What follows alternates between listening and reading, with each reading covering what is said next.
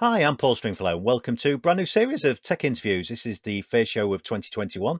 And of course, like with all first podcast shows of any year, you take the opportunity to look forward a little bit. And so that's exactly what we're going to be doing here. We're going to be taking a look at the data storage industry and try and take a look at some of the trends and direction that that industry is taking. And so to do that, we're actually basing it on an event I was lucky enough to be a delegate at a couple of weeks ago, Storage Field Day 21. And so what I thought I'd do is I'd catch up with some of my fellow delegates from the event and just get their views of what they thought of the vendors who presented, what they thought some of the common themes were, and some of their ideas about what we might see as kind of common themes as we go throughout the year. So anyway, without further ado, on this first show of the year, why don't I introduce my three guests? So rather than me telling you who they all are, they can probably do that themselves. So Barry, let's start with you. Thank you very much, Paul. Yeah, so as you said, my name is Barry Coombs. I'm co-owner and chief technologist at a UK-based consultancy and reseller called Computer World Systems Limited. I've been around the tech industry for a little while now, mainly attached with VMware and then everything that kind of came out from that. These days doing lots more Microsoft technologies. I think this was my second storage field day, but my fifth field day experience of it all. So honoured to be part of it. You can find me on Twitter at VirtualizeReal. Yeah, and I'm Jason Collier, so I'm a serial entrepreneur. I've done 3 venture-backed startups in my career. Last one was Scale Computing, which was actually sitting on the other side of the table when it came to the tech field days. We have done, at Scale, we did multiple tech field days. This is actually my second tech field day that I have done sitting on the analyst side of the table. The Scale is still doing great. They're a strong company in the space of hyperconvergence. I was actually one of the 3 people that came up with the word hyperconvergence back in the day. So that's kind of one of my claim to fame. I still got no royalty payments out of that, by the way. So now I'm kind of sitting on the other side, and I'm an analyst over at GigaOM, and also just highly involved in the community. And you can follow me on Twitter at Bocanuts. Not that I tweet a lot, but hey, it's over there. So really enjoying it, and thanks, Paul, for having me on the podcast. Yeah, and Jason, before our third guest introduces himself, we won't hold it against you that you introduced yet another term to the technology industry. So, thanks for that. At least it wasn't a 3-letter acronym. So our third guest, Max. Hey everyone, I'm Max Mortillaro. I'm co-owner and analyst at Tech Unplugged. You can find me on Twitter at Dark Avenger with 2 Ks. And as I think Jason or Paul was saying before we started that, I'm the veteran here in terms of field day appearances. At least, I don't know if in quality, but at least in quantity, I'm over 22 or 24 plus, something like that. My Max, you don't look old enough to have attended so many field days. So for people actually who are not familiar with field day, I mean, we've talked about this idea of storage field day, and Barry talked about some of the other field day events that they run.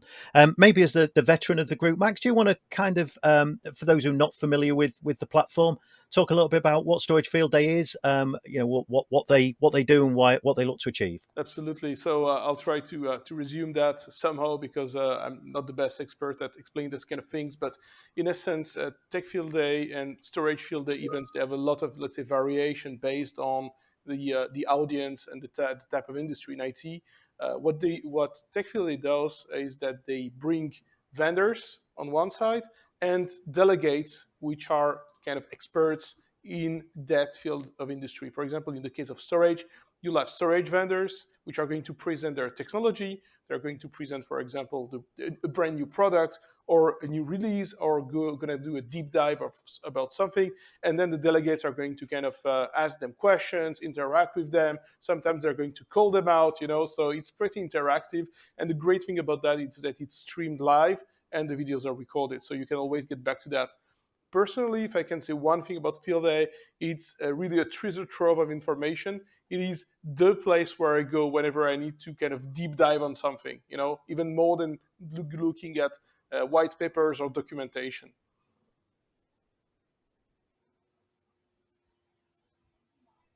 Yeah, and I think so. I mean, thanks for that, Max. Yeah, I think that's a great introduction to what Field Day is about.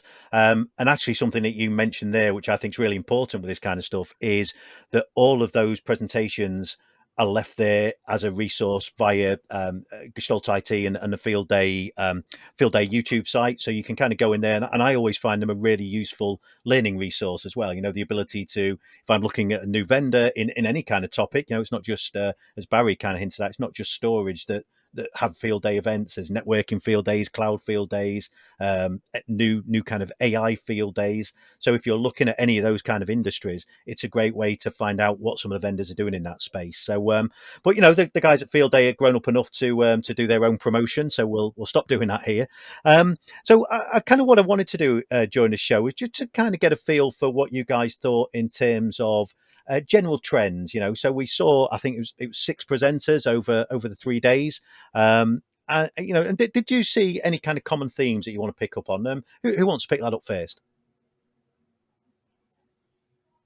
I can reflect. So I think the last storage field day that I took part in was in 2017, which is many moons away in the technology industry. And at the time, it was Dell, it was E8, it was a few of those other vendors from that perspective. But there was very much a focus on integration with VMware and looking at how virtual machines could be better, more performant and stuff like that. Now, I've been taking part in many more field days remotely over the last year. And if you're not doing Kubernetes, if you're not doing containers, then you're not cool. If you're not doing cloud-based object storage, then you're not cool. If you're not talking about kind of how you can get up to it's sub-millisecond isn't even cool enough now kind of thing. It's all about trying to do more, quicker, faster, with bigger workloads than ever before. So I think lots of these technologies have maybe moved on since that mid-market, an area that I spend quite a lot of time kind of thing. We're now kind of mid-market is going into the cloud, going into the as a service model. So it's now all about the enterprise customers that are trying to push the boundaries of how can we grow quicker, faster than ever before. And cloud native technologies that, again, if you're not using cloud native 100 times in your presentation, you're not cool. That all these kind of things are what are driving the storage industry today on that consumption from that perspective. So lots of cool vendors, but in terms of trends, Kubernetes, object-based storage, cloud object-based storage, and performance that if in 2017 you would have been talking about the performance we're talking about today, people would have been thinking, gosh, you're on something. Why on earth do you need something performing that much? But today, people are pushing those boundaries and delivering it. So, loads of good points there, Barry. Actually, and I think that you make some very good ones about making sure you tick off the cool phrases as you do presentations. But I think partly some of the reason it sounds like that is because these are trends that are important to vendors. So I thought maybe Jason could come to you because you've done field days from the vendor side as well. Did you was the things that Barry was talking out, were they kind of similar trends that resonated with you, or did you see some different things? One of the interesting things I saw, from the vendors was there are a number of vendors that are actually kind of offering the tools that are allowing other vendors to create cool things. I mean, Intel is a prime example of that. And what Intel has done with basically the Optane series, like Optane PMM. There are multiple other vendors that kind of come out of that they're using it. They're giving these tools, but it's like they're giving them a paintbrush and they're saying, "Hey, artist, paint this next masterpiece," right? And so what they're doing, with kind of Optane and PMM as a prime example, you got companies like Vast Data coming out of it. You got companies like Memverge that are popping out there. Another interesting one we saw was MinIO, and what MinIO is doing. We saw a lot of those. Speaking of Kubernetes, right? There are a lot of other companies that basically are using MinIO as kind of a backbone for creating these kind of Kubernetes persistent storage containers within Kubernetes. I think that's pretty interesting. It's like it always comes out to like, and how is the company going to make money off of that? That's always a question for me. Coming from basically a startup and a vendor. Let me tell you one question investors always ask you. That's great. How are you going to make money from it? This is never stuff that's actually said in public, but in a boardroom, how are you going to make money from that, right? So Intel's pretty obvious; they're going to sell hardware, right? MinIO, how are they going to make money from it? I don't know. I mean, is it going to be a kind of a Red Hat model where they're going to offer the support and services that are going to go along with that? Likely that's what's going to happen. And then we saw other interesting kind of hardware companies. Pliops was another example of how can you take an existing component that is in the marketplace and make it better, right? How can you add tools into that toolbox to make what you do a better solution? But it's not necessarily, I mean, I don't think Pliops is not going to be a household name, but it's going to be a household name with OEMs that are out there basically integrating it into their products. So I think that was one of the things that I saw was all of the interesting tools that are being created for other startups to actually go out there and make some really cool technologies. Yeah, and So, probably. so you covered quite a lot there, Jason, and and I'm thinking, I'm now going to ask Max what his takeaways were, and thinking you've ticked off all the boxes. So, but I think there's lots of interesting stuff there. And so Max, actually, so slightly different question for you then, perhaps. Mhm. Did you see any other trends in there that Barry and Jason haven't mentioned? But I thought what was interesting about what they both talked about, and I'd be interested in your view in this, was they talked about how those vendors are almost plugging gaps right now. So it's some of these kind of underlying technologies that are, they're making a name for themselves. They're trying to bring themselves to the fore to say, look at us as an underlining component that people can build solutions on. Do you think one of the drivers for that is that at the moment, perhaps more than we've had for a while in the data storage space, there are gaps because of the huge change, the huge shift in the way that we're consuming storage and the kind of performance and things that we need. So he's probably thrown quite a lot at you there, but have you got some thoughts on that? Well, I would say, and perhaps I'm totally wrong in my here vision of those things, but I think that most of the let's say I wouldn't see specifically a gap. I think that there's already a lot of coverage for so many things, right? But it seems that some people are more looking, or some companies, they're looking at a problem, there's maybe a solution, and they're more looking at a way to improve that. It's like, and I think that's maybe one of the things Jason was saying before. They've found a problem, they found a way, there's already a solution to that, and they're maybe digging a bit deeper in how can we improve that, how can we make that much more time efficient, much more efficient. So that's what I will say. That's what I will say there in terms of what I've seen. Otherwise, sometimes it's kind of the opposite. Actually, sometimes you're looking at a solution, and you're kind of looking at that thing, and you wonder, okay, why? It's kind of the opposite. Thankfully, we didn't see that at Storage Field 21. But sometimes it's a solution in search of a problem. So that's more that kind of thought I would have. Yeah, I think actually that phrase "solution as part of a problem." A colleague from the industry of mine that I'd met probably 5 or 6 years ago for the first time. One of the first things when we were having a conversation, one of the things he said was that one of the things he always judges a technology vendor by is actually that piece you've just said there, Max. Are they solving a real problem? Because in terms of presentation, it can look really interesting. But then when you think about it, you think, but does anybody actually have this issue? And I suppose that comes back to something you were saying, Barry, as well, that, sometimes some of the technologies that we see vendors talk about are great if you're in the right space. But actually, if you spend a lot of your time working in the medium enterprise, for example, then a lot of those technologies don't necessarily make a lot of sense. So, actually, maybe Barry, I'll come to you on that. Was there some things that resonated more with you based on kind of your day-to-day activity than others? And if they did, why? Yeah, definitely. I think I classify myself more on the ops side of DevOps kind of thing. And I think with the way a lot of these technologies are going with Kubernetes and things like that, you see a lot of demonstrations that are going, look at this amazing thing, and you see 3 lines of code coming out of a client kind of thing. And personally, I find that very difficult to connect with. That isn't my world. That isn't kind of what I live with. But I can still appreciate the value and where that does sit in the market from my knowledge.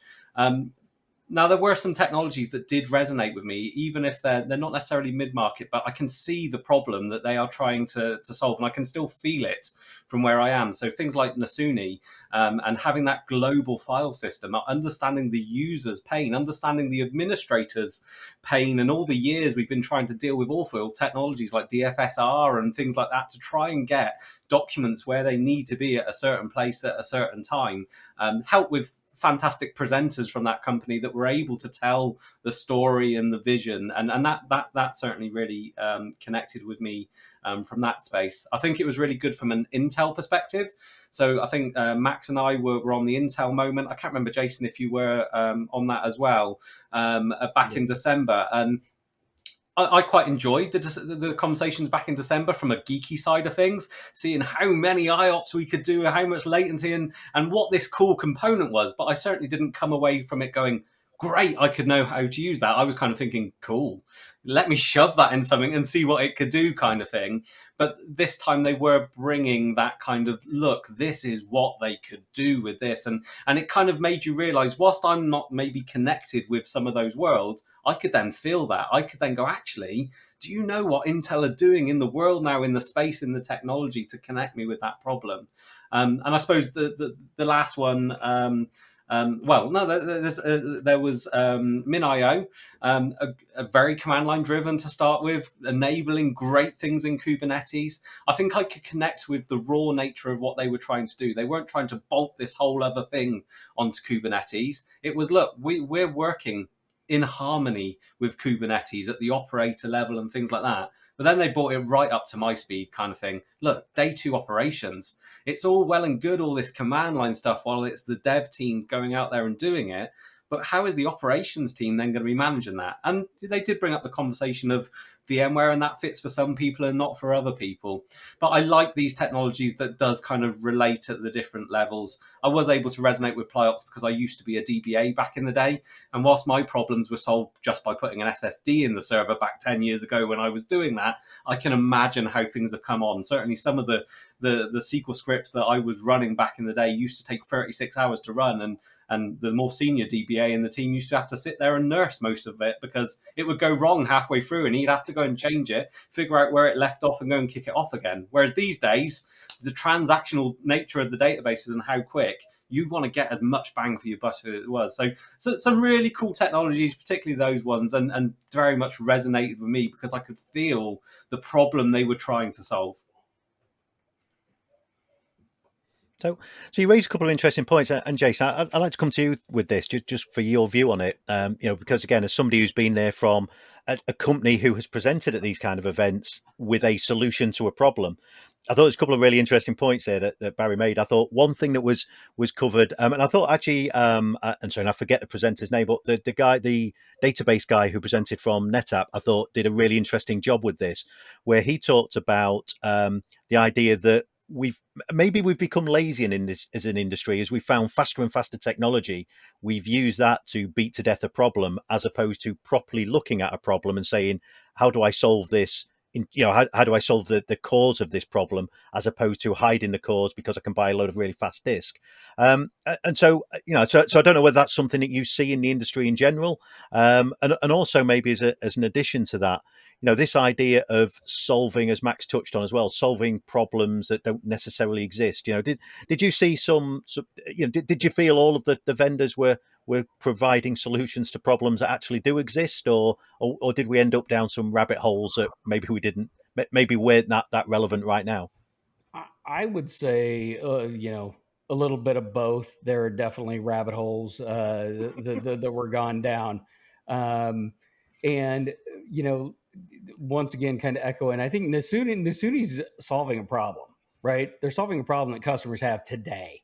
And that was exciting to see. But then also kind of, like piggybacking on top of Nasuni, you see companies like Hammerspace that are working on trying to basically anticipate the problems based on kind of what Nasuni is seeing today on how are those going to position themselves tomorrow when we're talking about Kubernetes and how you store data and all of those components. Actually, I'm looking forward to Cloud Field Day. I already know a couple of companies are going to present there that are going to be talking kind of about those similar types of problems.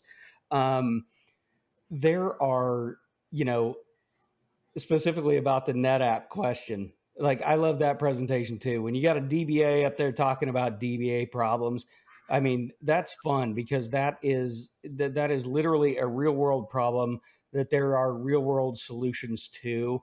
And one of the things, that I loved about that is here's a real world solution to a real world problem. Okay. So, that said, are we masking a lot of inefficiencies within the system by throwing more hardware at it, bigger hardware at it? Absolutely. Absolutely. One of my favorites, and anybody that knows me know that I'm a nerd. I like to geek out. I like internet RFCs. My favorite's RFC 1925, the 12 networking truths. It was written by Ross Callan when he was at DEC back in 1996, and it was written as an April Fool's Day joke. It was written so it was published on the April 1st, and it's the 12 networking truths. There's a lot of wisdom in there, but truth number 12 is: in protocol design, perfection hasn't been reached when there's nothing left to add, but there's nothing left to take away. And when you think about how we are solving problems, or how, like in the NetApp example, how is that problem getting solved? Oh, you throw more hardware at it. Well, why don't you make a more efficient query? Why don't you build better code, right? And the thing is, hardware is getting fast enough. When we're, Intel's in there talking about Optane, and they're talking about PMEM, and they're talking about microsecond latencies. Now, here's the interesting thing. I used to give a talk on this, talking about how efficient the software stack needs to be to deliver, like the ability to write ones and zeros to a disk underneath in a storage subsystem. And the way when you start basically putting these layers of abstraction on top of a layer of abstraction on top of a layer of abstraction on top of a layer of abstraction, guess what? The software becomes a bottleneck when you put it on Optane, right? And so the entire industry needs to rethink this.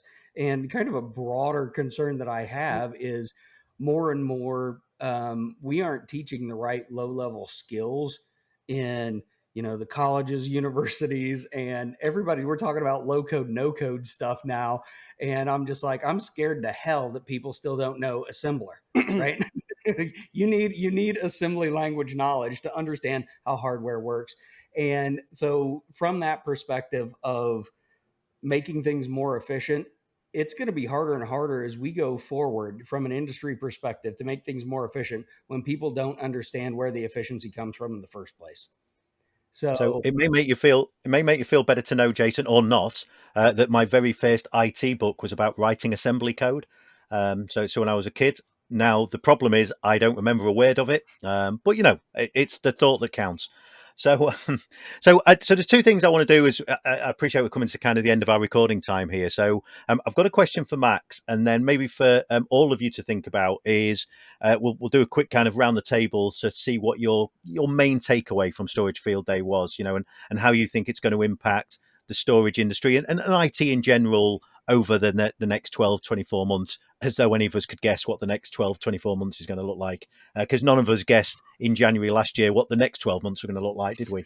Max, so something that, and kind of everybody's touched on this, and it was something that was brought up, and myself and you, me, you, and Jason appeared on a podcast with the Storage Field Day team before the event, where we talked about this concept of storageless storage. So I don't want to replay that whole thing because I can put a link in the show notes to the podcast that we did before the show. But I thought what was quite interesting, and I saw this on a couple of occasions, that there was a shift in some of that conversation around designing technology that was focused around data primarily, not necessarily about technology. So solving data problems. So, I mean, was that something that you saw there as well, or was that just me who thought that, and who thought that actually that data-focused approach was becoming increasingly clear amongst the vendors? I would say that this data focused approach is becoming very much. It seems very clear actually. To get back to what Barry said at the beginning, my first field day was in 2016, I think, very early, maybe yeah, something like that. And at the time, everything was focused, as Barry said, around virtualization. So it was VMware, more or less. And we've seen that everything we're talking about now is, whether it's containers, whether it is about Nasuni, what we're seeing with moving files around, it has turned pretty much into a data discussion. Now, storageless is a controversial term, which I think serves Hammerspace well because it creates some controversy, and people talk about that, and record podcasts and talk about it even right now. But if you think about it, it is pretty much about data. Containers ultimately is about application portability and to some extent also about data portability. You need to get that moved somewhere around as well.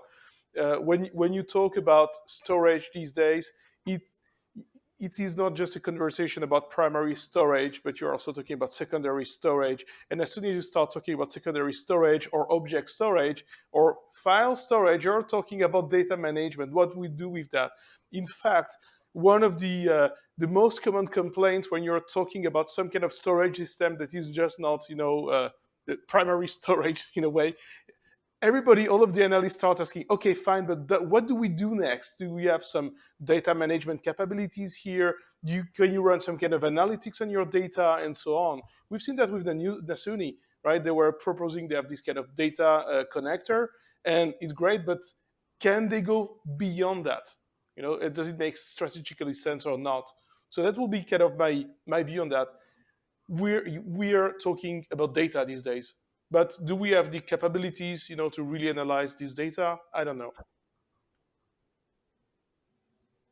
Yeah. So, well, before we move away from that topic, because I think it is an interesting topic. Barry, Jason, any thoughts around that as well? I mean, from my side, I got lost at the beginning of the presentation. I'll be completely honest with you. Storageless, it was the first time I'd come across it at the beginning there, and that was like whoa, we're talking about storageless and we're talking about storage terms to talk about something called storageless. And I just had an internal battle as well as trying to understand what everyone's other point of view was. And part of my role is marketing. So I'm normally quite connected to these marketing terms as a high level description for it. So I struggled with the term. However, this approach of looking at the data and the value in the data, the piece of Storage Field Day where it really did click for me was the last 2 minutes of Hammerspace's presentation, where they connected the file storage for their organization to AWS with a few clicks, few lines of code in that example, and they were able to use AI services in AWS to analyze the data and get value out of what in most organizations is a black hole of files and data that you really will never get any insight into. And that kind of then made me think, hold on a minute, this is a whole new thing. If I can release data, release value from data that is hidden in our systems, then this is a whole game changer. You would change your complete storage strategy for something that allowed you to release that because you get business value from it. So that piece of that was really exciting and allowed me to think in a completely different way. Yeah, I wholeheartedly agree, actually, Barry. I think that, Max kind of touched on it, that the phrase storageless is there to generate discussion. And I think actually just for that reason, it's a phrase we're throwing about, because I think it does generate the important discussion you're talking about there, about thinking about data and outcomes. I mean, Jason, was that something that resonated with you as well? Is that a shift that you're starting to see? Yeah, I mean, and the totally like you. I mean, like the storageless thing. They keep asking, is it a marketing term or is this got legs? Is this going to stand up? I'm like, it's a marketing term, right? It's absolutely a marketing term. But that said, Barry, just like you, the last few minutes. And here's, by the way, so for any vendors getting ready to present on Tech Field Day, 15 minutes of slides, then a demo. Show us what you're actually doing, because all of us are IT practitioners. We are the people that actually go out and do stuff. So guess what? We want to see you doing something. I don't want to see it running on. So there are three levels of development at any particular piece of a project. Part number 1, it runs in Photoshop. Part number 2, it runs in PowerPoint. Part number 3, it actually runs. It's a product. It works. We want to see number 3 first, right? It's like, so all nerds unite and say, you know what, show us what your product really does. Don't show us in pictures what it does. Show us, because we can draw those pictures. If you want to do, 15 minutes worth of slides to say, hey, look, here's a diagram of how things are going to flow, do it that way. We had, when I was at Scale, that was our rule for Tech Field Day presentations. At 15 minutes for a corporate overview, jump into a demo immediately. Jump into a demo, because that's why we do Tech Field Day. This is not Marketing Field Day, right? And so, one of the things that I would say to all vendors is push the technical piece up front. And the people that are watching the Tech Field Days, the people that are participating in the Tech Field Days from the delegate perspective, have a better idea of what you do when you show us what you do, from either a command line, a UI, the GUI, whatever it happens to be. Show us that. And, to follow up on basically the marketing piece, another RFC 1925 classic, truth number 11. Every old idea will be proposed again with a new name and a new presentation, whether or not it ever worked in the first place. That's so true. In fact, there's two things I've taken from that. One is runs in Photoshop as a first stage. I love that. I've never heard that phrase before. And yeah, those things we've all heard them once, and they will come around and haunt you yet again. I think is very, I very have true. seen multiple VC pitches that run great in Photoshop and PowerPoint. Well, we're kind of running out of time here, so I just wanted to get from each of you then kind of one key takeaway that something you heard one of the vendors say perhaps, and something that you think is maybe something that will be a continued topic throughout 2021 into 2022 perhaps. So being as we're talking, Jason, may as well start with you. So have you got what was the one thing that jumped out to you? I think it kind of comes back to there are a multitude of vendors out there that are creating opportunities for other vendors. And this is a great opportunity for new startups in the field. I mean, startup is like near and dear to my heart. Another kind of group that I'm involved with is called the Founders Network. And, at the Founders Network, we are helping to foster entrepreneurs into opportunities like this. And I see a lot of entrepreneurs that are looking in exactly these kind of spaces, right? And like, how do I go do this? It was a good opportunity for me to see a lot of these companies to basically help other founders start new companies. And I think what I saw from this is there are a lot of tools that are being provided that are going to basically make a broader ecosystem for new startups that are actually coming out. Yeah, I think that's a great point, and I think there was a lot of that, those kind of underlying architecture companies. That's hard to say with Intel because we've all heard of Intel. But, if we take something like MinIO, that idea that they are making themselves known so that organizations who need that kind of technology know where to go for it. So I think that's a great point. Max, what about you? Was this a key takeaway for you?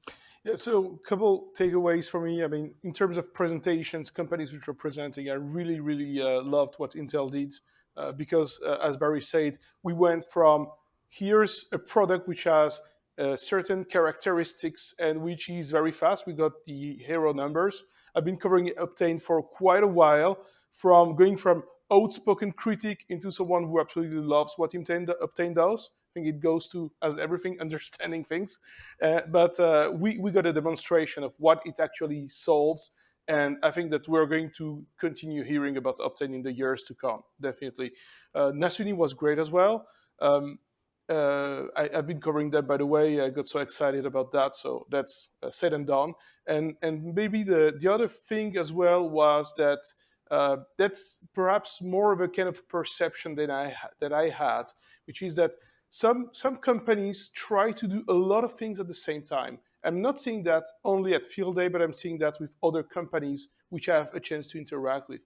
Sometimes you come across a company which tries to do several things, and it is not their core business. So sometimes maybe some vendors need to look at what is my core business, what is the problem I'm trying to address, and refocus on that. Sometimes there are efforts to try to catch up with what the competition is doing. trying to build in some features into the products, so doing kind of in-house development of something that already exists outside and which works way better. So my takeaway perhaps there is, why don't vendors, if I was a vendor, I would try to do that. Look at what my core business is and make sure that I focus my development resources on improving the product instead of trying to catch up with too many things around that.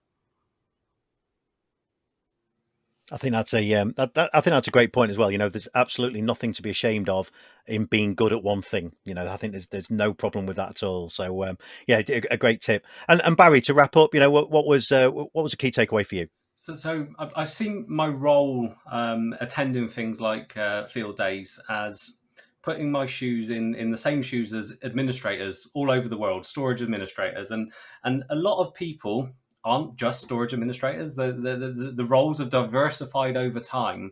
And I think one of the most important things that I take away from Storage Field Day is to remove any preconceptions as to what is possible with storage.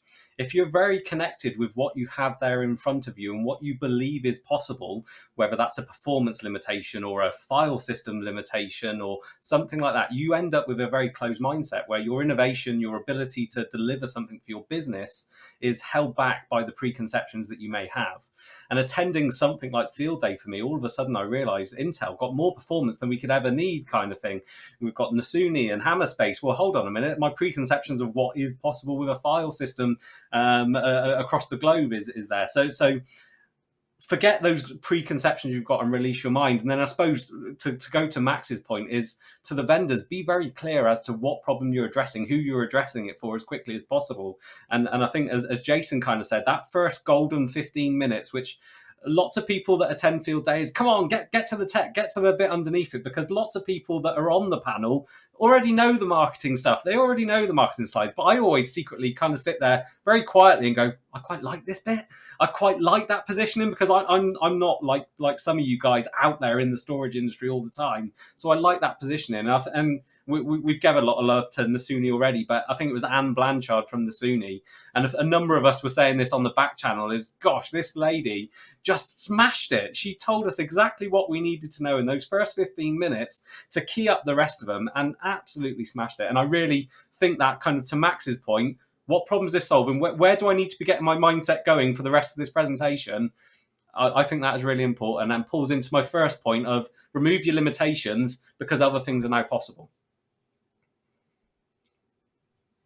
I think that's a great way to wrap up, Barry, actually, because I'm with you 100%. I think in the roles that lots of us have, and people probably listening or watching this show, they're in roles where they're making decisions around IT, they're architecting solutions for their businesses.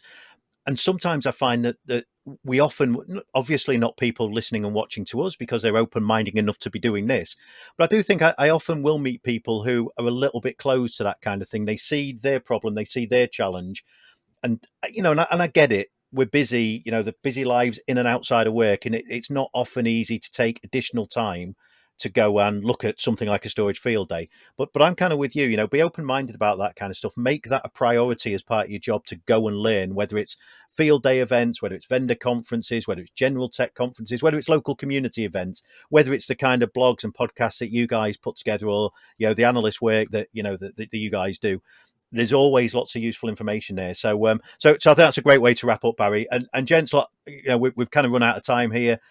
We've only scratched the surface of what you get to cover in the storage field day. So I'll make sure that there'll be loads of content coming from each of the gentlemen here today. The videos will all be up there from each of the vendors. So I'll make sure that goes in the show notes so you can go and find them yourselves. But guys, look, thanks for coming and sharing your thoughts. Really appreciate it. And thanks for being on Tech Interviews. Second time for Barry, I think first time for Jason and Max. But I look forward to having you all again on at some point in the future. So, gents, thanks very much, and thanks for being on Tech Interviews. I hope you enjoyed that. For show notes, pop over to techstringy.com. We'll also find all of our previous Tech Interviews episodes. And if you've got an idea for a show or would like to appear as a guest, then why not email me at podcast@techstringy.com. If you want to make sure you catch the next Tech Interviews, then why not subscribe? You can subscribe here on YouTube, or of course in all good homes of podcasts, including Apple Podcasts, SoundCloud, Stitcher, and Spotify. So until next time, thanks for watching.